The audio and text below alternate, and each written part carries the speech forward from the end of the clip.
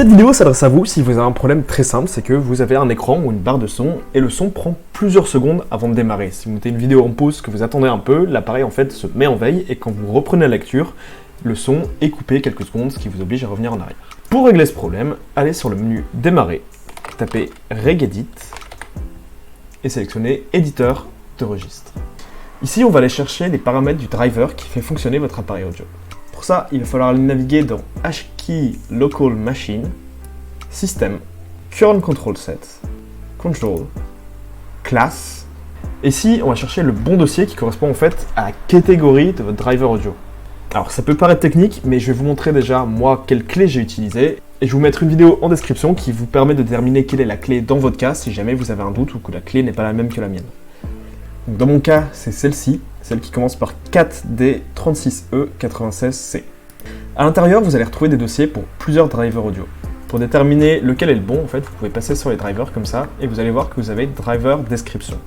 Ici, dans mon cas, je sais que quand je vais dans mes paramètres audio et que je sélectionne mon écran pour l'utiliser pour le son, c'est bien marqué NVIDIA. Donc je sais que je cherche un driver NVIDIA. Et ici, voilà, j'ai trouvé mon driver NVIDIA Audio.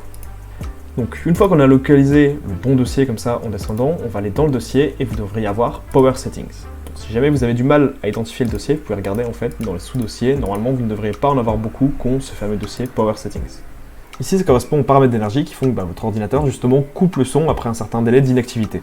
Donc l'idée, c'est de remettre ces valeurs à 0 pour désactiver justement cette veille et ce paramètre qui économise de l'énergie. Pour chaque clé qui n'a pas des zéros, vous double-cliquez dessus, vous faites Supr pour supprimer la valeur qui n'est pas la bonne et vous tapez 0 sur votre clavier pour bien tout mettre à 0. Si jamais vous avez une erreur d'écriture, vous pouvez essayer de relancer Regedit en faisant un clic droit, exécuter en tant qu'administrateur ou tout simplement en le faisant depuis la session qui est administrateur sur votre ordinateur. Évidemment, si vous ne savez pas comment mettre votre session administrateur, je vous invite à vous référer à la seconde vidéo que je vous mets en description. Voilà, vous n'aurez plus qu'à redémarrer et votre problème sera réglé. Voilà, n'hésitez pas à nous donner vos idées ou nous faire part de vos problèmes en commentaire. Évidemment, abonnez-vous à la chaîne pour suivre encore plus de tutos et d'astuces en 1 minute.